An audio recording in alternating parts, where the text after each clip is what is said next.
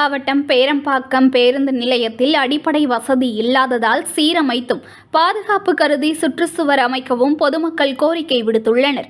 திருவள்ளூர் மாவட்டம் கடம்பத்தூர் ஒன்றியம் பேரம்பாக்கம் முதல்நிலை ஊராட்சியில் சுமார் 10,000க்கும் மேற்பட்ட மக்கள் வசித்து வருகின்றனர்.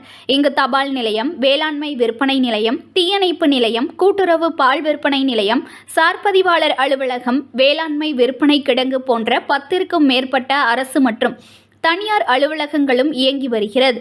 மேலும் பேரம்பாக்கத்திலிருந்து தினந்தோறும் அரக்கோணம், காஞ்சிபுரம், சுங்குவார்சத்திரம், திருவள்ளூர், கடம்பத்தூர், ஊத்துக்கோட்டை, பெரியபாளையம், பொன்னேரி, பூந்தமல்லி, சென்னை போன்ற பகுதிகளுக்கு சுமார் 30க்கும் மேற்பட்ட அரசு மற்றும் தனியார் பேருந்துகள் இயக்கப்படுகிறது.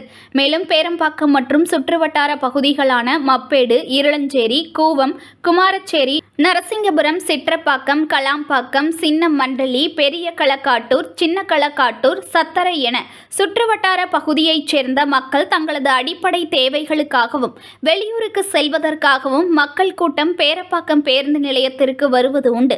இதனால் பேரம்பாக்கத்தில் பொதுமக்கள் பயன்பெற ஏதுவாக பேருந்து நிலையம் அமைக்க வேண்டும் என பொதுமக்கள் கோரிக்கை விடுத்ததை தொடர்ந்து கடந்த 2007, 2008ஆம் ஆண்டு பேரறிஞர் அண்ணா நூற்றாண்டு நினைவு பேருந்து நிலையம் கட்டப்பட்டது.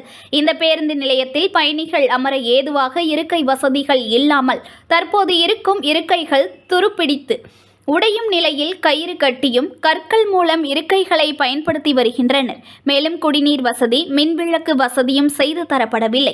உணவு அருந்துவதற்கு இடமில்லாமலும் பாலூட்டும் அறை இல்லாமலும் பயணியர் அவதிப்பட்டு வருகின்றனர். மேலும் ஓட்டுநர், நடத்துனர்களுக்கு ஓய்வு அறை இல்லாததால் அவர்களும் அவதிப்பட்டு வருகின்றனர். மேலும் போதுமான நேர காப்பாளர்கள் இல்லை.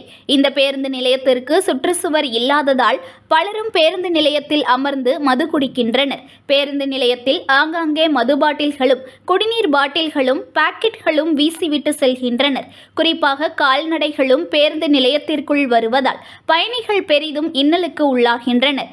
இந்த பேருந்து நிலையத்தின் எதிரில் உயர்கோபுர மின்விளக்கு அமைக்கப்பட்டுள்ளது.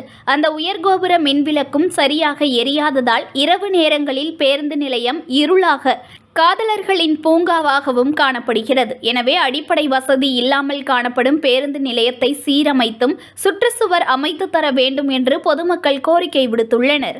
News1 தமிழை லைக் பண்ணுங்க, கமெண்ட் பண்ணுங்க, ஷேர் பண்ணுங்க, மறக்காம சப்ஸ்கிரைப் பண்ணுங்க.